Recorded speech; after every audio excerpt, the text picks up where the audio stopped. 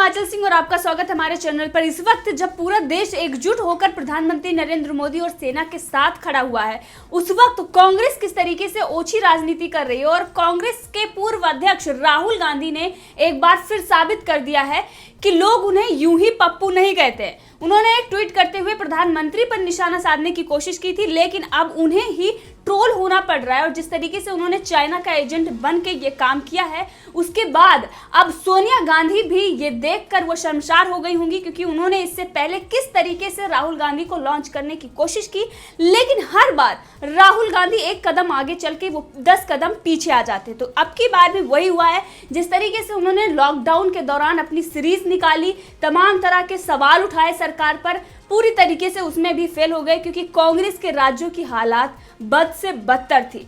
अब जब चाइना विवाद चलने लगा कि सीमा पर विवाद है, उस वक्त भी राहुल गांधी अपनी राजनीतिक रोटी सेकने के लिए तमाम तरह के ट्वीट कर रहे हैं और ये दिखाने की कोशिश कर रहे हैं कि वो देश के सबसे बड़े हितैषी हैं।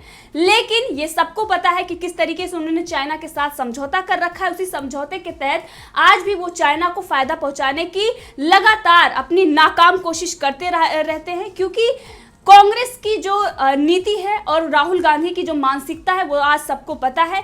इनके छलावे में कोई आने वाला नहीं है, लेकिन ये अपनी नाकाम कोशिश करने में ये कभी भी बाज नहीं आते हैं। तो राहुल गांधी ने एक बार फिर साबित कर दिया कि वो पप्पू थे, पप्पू हैं और पप्पू ही रहेंगे। तो राहुल गांधी ने एक ट्वीट करते हुए लिखा कि नरेंद्र मोदी ही एक्चुअली सुरेंद्र मोदी हैं। तो राहुल गांधी वहां पर सरेंडर मोदी लिखने की कोशिश कर रहे थे, क्योंकि ये तमाम तरह के उनके पहले भी ट्वीट आ गए हैं कि प्रधानमंत्री नरेंद्र मोदी ने चाइना के सामने सरेंडर कर दिया है। तो आखिर उन्होंने सुरेंद्र मोदी लिखा, और जिसके बाद लोगों का ये कहना है कि राहुल गांधी ने भले ही अनजाने में जो लिखा है उसका मतलब क्या होता है वो लोगों ने समझाने की कोशिश करी। तो लगातार सोशल मीडिया पर ये चीजें चल रही हैं कि किस तरीके से राहुल गांधी ने अपनी ओछेपन दिखाया, और इस वक्त जब पूरे देश को एकजुट होने की जरूरत है, वहां पर राहुल गांधी अपनी राजनीतिक रोटी सेक रहे हैं और चाइना का एजेंट बन के भारत में चाइना का प्रतिनिधित्व कर रहे हैं। तो सुरेंद्र का मतलब होता है इंद्रदेव। इंद्रदेव को देवताओं के राजा कहा जाता है, और इसीलिए उन्होंने प्रधानमंत्री नरेंद्र मोदी का अगर नाम उन्होंने सुरेंद्र रखा तो ये भी बहुत अच्छी बात है। राहुल गांधी को इसकी नॉलेज नहीं होगी, क्योंकि उन्हें जो भारतीय संस्कृति है उससे कोई लेना देना नहीं है। राहुल गांधी अपने आप को कहते हैं कि वो कैम्ब्रिज और हार्वर्ड से पढ़ के आए हैं, लेकिन जिस तरीके से वो यहाँ पर सिली मिस्टेक करते हैं, ये दिखाई देता है कि राहुल गांधी को इस वक्त भी किस तरीके से राजनीति करने के चक्कर में वो अपने आप को पप्पू साबित कर लेते हैं। सोशल मीडिया पर लगातार उनको क्या कहा जा रहा है इसलिए भी आपको बता रहे हैं। किस तरीके से लोग कह रहे हैं कि राहुल गांधी मीर जाफर गांधी हैं, और ये ट्रेंड भी कर रहा है कि राहुल मीर जाफर गांधी, क्योंकि राहुल गांधी जिस तरीके से इस वक्त ओछी हरकतें कर रहे हैं, ये पाकिस्तान वाले जैसे फेक ट्विटर अकाउंट बनाते हैं और उस पर लगातार वो चाइना का सपोर्ट करते हैं और भारत पर सवाल उठाते हैं, प्रधानमंत्री नरेंद्र मोदी पर सवाल उठाते हैं, सेना पर सवाल उठाते हैं। तो वही काम कांग्रेस कर रही है और वही काम राहुल गांधी भी कर रहे हैं। राहुल गांधी के ही नेतृत्व में जिस तरीके से उनके मीडिया प्रभारी हो या तमाम उनके वरिष्ठ नेता हो, इस तरीके से वे ट्वीट करते रहते हैं। फेक न्यूज चलाने का उन्होंने एक अड्डा बना लिया है। लगातार वो फेक वीडियो, चाहे वो रणदीप सुरजेवाला हो, तमाम तरीके के प्रोपेगेंडा ये चलाते हैं। यहाँ पर बैठ के वो किस तरीके से चाइना को मदद पहुंचा रहे हैं, जो उन्होंने चाइना से समझौता कर रखा था उसी के तहत आज भी वो समर्थन कर रहे हैं। राहुल गांधी जिस तरीके से इस वक्त सेना पर और सरकार पर सवाल उठा रहे हैं, लोगों का क्या कहना है इस पर भी हम आपको बता दें। लोग कह रहे हैं कि अब समय आ गया है इन सब गद्दारों को सबक सिखाने का, जिसको देखो जो मुंह में आया बोल दिया, ट्वीट कर दिया। इन लोगों को देश की संसद में क्यों जिताकर भेजते हो, देश की सेना पर भरोसा नहीं है, जिनको चाइना के साथ इन लोगों का बहिष्कार करो। तो हमने देखा कि लगातार फेक न्यूज चलाई गई और जिसके बाद सेना ने उस पर अपनी प्रतिक्रिया दी। लेकिन ऐसे लोग जो यहाँ पर बैठे हुए हैं, जो चाइना का प्रतिनिधित्व कर रहे हैं, उन्होंने सेना की बात नहीं सुनी, उन्होंने सेना पर विश्वास नहीं किया। जब चाइना अगर कोई बयान देता है उस पर वो विश्वास करते हैं।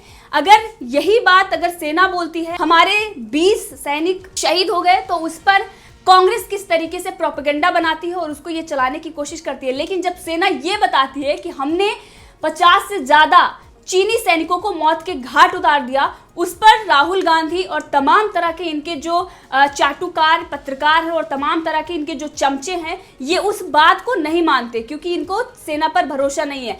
तो एक तरीके से ये दिखाने की कोशिश की जाती है कि भारत को अंतर्राष्ट्रीय स्तर पर उसकी छवि खराब करने की कोशिश की जाती है और ये दिखाया जाता है कि हमारी सेना है वो चाइना का मुकाबला नहीं कर सकती है। और अभी जो हमारे प्रधानमंत्री नरेंद्र मोदी हैं वो डरे हुए हैं, उन्होंने सरेंडर कर दिया है। तो तमाम तरह का इनका जो प्रोपेगेंडा है चाइना को खुश करने के लिए, जिस तरीके से इन्होंने समझौता कर रखा है, MOU इन्होंने साइन कर रखा है, उसी के तहत ये सारी चीजें कांग्रेस कर रही है और इसीलिए जनता अब इनका बहिष्कार करने की मांग कर रही है। जिस तरीके से ये तमाम तरीके के ये ट्वीट कर रहे हैं इन दिनों, जब आज हम देख रहे हैं कि सभी पार्टियां समर्थन में हैं, सिर्फ और सिर्फ कम्युनिस्ट पार्टी और कांग्रेस पार्टी को छोड़ के कि वो प्रधानमंत्री नरेंद्र मोदी का समर्थन कर रही है, सेना का समर्थन कर रही हैं।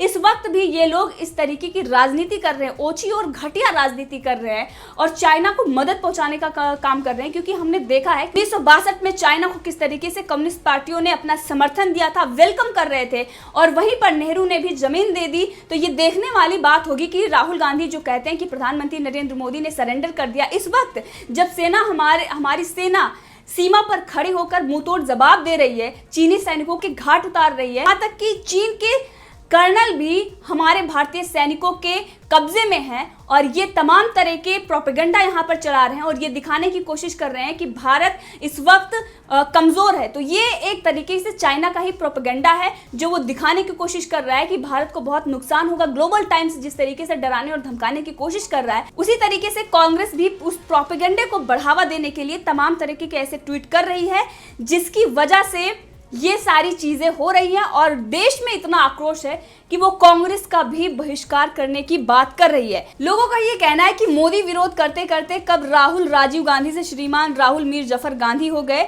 ये पता ही नहीं चला। तो राहुल गांधी आज जिस तरीके से जनता का आक्रोश है, जिस तरीके से जनता उनको जवाब दे रही है, यहाँ तक कि आपको बताएं कि प्रधानमंत्री नरेंद्र मोदी ने आश्वस्त किया है कि चाइना ने कोई भी जमीन हमारी नहीं हड़पी है। इससे पहले इन्होंने तमाम तरह का प्रोपेगेंडा चलाया था और ये दिखाने की कोशिश की थी कि चाइना हमारे भारतीय सीमा के अंदर घुस आया है। उसके बाद भी प्रधानमंत्री नरेंद्र मोदी ने इस पर आश्वासन दिया और उसके बाद चाहे वो सर्वदलीय बैठक की बात हो और उसके बाद भी राहुल गांधी के जिस तरीके से बयान आए हैं, सभी पार्टियां और सभी प्रदेश के मुख्यमंत्री भारतीय सेना का समर्थन कर रहे हैं, प्रधानमंत्री नरेंद्र मोदी का समर्थन कर रहे हैं। यहाँ तक कि अब 4-5 राज्यों के मुख्यमंत्री ने राहुल गांधी को लताड़ा भी है, क्योंकि इस वक्त सभी को एकजुट होने की जरूरत है, ना कि ओछी और घटिया राजनीति करने की जरूरत है।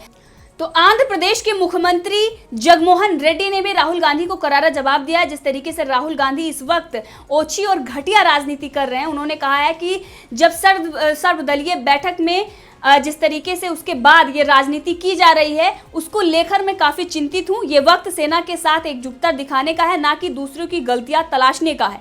माननीय प्रधानमंत्री और अन्य मंत्रियों ने सारे सवालों के काफी ठोस जवाब दिए।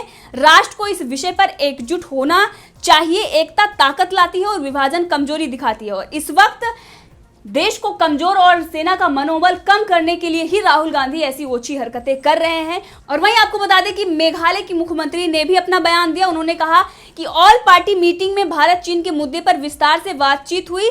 जब संप्रभुता की बात आती है तो पीएम नरेंद्र मोदी के जवाब भारत के मजबूत रूप को स्पष्ट रूप से दिखाती है। बाकी सभी टिप्पणियों को नजरअंदाज किया जा सकता है, ये तथ्यात्मक नहीं है। यानी कि उन्होंने प्रधानमंत्री नरेंद्र मोदी को पूरा समर्थन दिया और इस वक्त उन्होंने कहा जिस तरीके से उन्होंने जवाब दिया है ये मजबूत रूप से स्पष्ट दिखाती है और ये भारतीय एकता के लिए बहुत बड़ा है। और जिस तरीके से उन्होंने जवाब दिया है उसके बाद अगर कोई भी इस पर टिप्पणी करता है तो उसे नजरअंदाज कर देना चाहिए। यानी कि राहुल गांधी जिस तरीके से सवाल उठा रहे हैं इसका कोई मतलब नहीं बनता है। सिक्किम के भी मुख्यमंत्री ने कहा कि पीएम का स्टैंड बिल्कुल साफ है।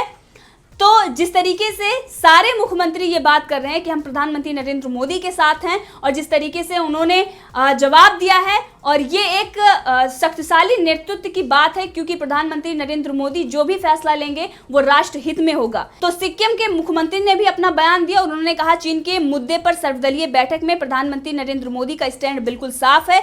ये सुनकर आश्वस्त हुआ कि सरकार भारत के हितों के साथ समझौता नहीं करेगी। सभी को अपनी सेना पर पूरा भरोसा है कि वो दुश्मन को हराने में सक्षम है। तो जिस तरीके से सभी मुख्यमंत्री ये मान रहे हैं कि भारतीय सेना सक्षम है और प्रधानमंत्री नरेंद्र मोदी अगर कोई भी फैसला लेंगे तो वो राष्ट्र हित में ही होगा, लेकिन वहीं पर कांग्रेस और कम्युनिस्ट पार्टी जिस तरीके से सर्वदलीय बैठक में भी वो इसका विरोध जता रही थी और ये कह रही थी कि हमें चाइना से युद्ध नहीं करना चाहिए, चाइना हमारा दुश्मन नहीं है। और वहीं पर राहुल गांधी के इस तरीके से बयान आते हैं। राहुल गांधी ये कहते हैं कि जिस तरीके की ये बातें राहुल गांधी कर रहे हैं कि प्रधानमंत्री नरेंद्र मोदी ने सरेंडर कर दिया, तमाम सवाल उठा रहे हैं, जबकि पूरा प्रदेश के तमाम मुख्यमंत्री ये कह रहे हैं कि प्रधानमंत्री नरेंद्र मोदी ने जो भी स्टैंड लिया वो सही है, अगर वो कोई भी फैसला लेंगे तो वो राष्ट्रहित में होगा।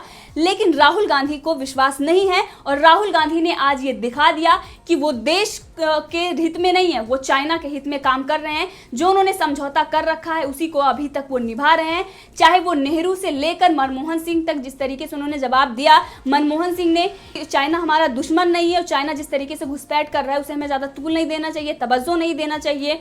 इससे पहले भी सोनिया गांधी जिस तरीके से चाइना जाती हैं, जिस तरीके से ओलंपिक में ये लोग भाग लेते हैं मेन गेस्ट की तरीके से, तो ये देखने वाली बात होती है कि कितने गहरे रिश्ते हैं कम्युनिस्ट पार्टी के और कांग्रेस पार्टी के, यानी चाइना के और कांग्रेस के कितने गहरे रिश्ते हैं। लेकिन आज इतने अच्छे रिश्ते होने के बावजूद भी राहुल गांधी चाइना से सवाल नहीं उठा रहे हैं। अगर वो सीमा विवाद चल रहा है वो प्रधानमंत्री नरेंद्र मोदी पर सवाल उठा रहे हैं और यहाँ देश विरोधी बातें कर रहे हैं। अगर इतने राहुल गांधी अगर देश के हित में बात करने वाले होते तो इस वक्त उन्हें शी जिनपिंग पर सवाल उठाना चाहिए और उनको जाकर जिस तरीके से वो डोकलाम विवाद के बाद राजदूत से मिलते हैं और उसके बाद ये कह देते हैं कि हमने कोई मुलाकात नहीं की, तमाम चीज़ें वो छुपाने की कोशिश करते हैं। आज भी वो जिस तरीके से स्थिति की जायजा की बात कर रहे हैं कि हमें स्थिति बताइए और ये बताइए कि प्रधानमंत्री नरेंद्र मोदी कौन सा स्टेप लेने वाले हैं, तो ये लोगों का कहना है कि कहीं ना कहीं राहुल गांधी इसलिए चीज़ें को क्लियर करना चाहते हैं ताकि वो जाकर और फिर वो मिलकर और कम्युनिस्ट पार्टी को फायदा पहुँचाने के लिए ये सारी चीज़ें उनको बताएं। इसीलिए लोग ये आक्रोश जता रहे हैं कि राहुल गांधी और तमाम उन कांग्रेसी नेताओं का बहिष्कार हो जो इस वक्त चाइना का एजेंट बन के भारत में काम कर रहे हैं।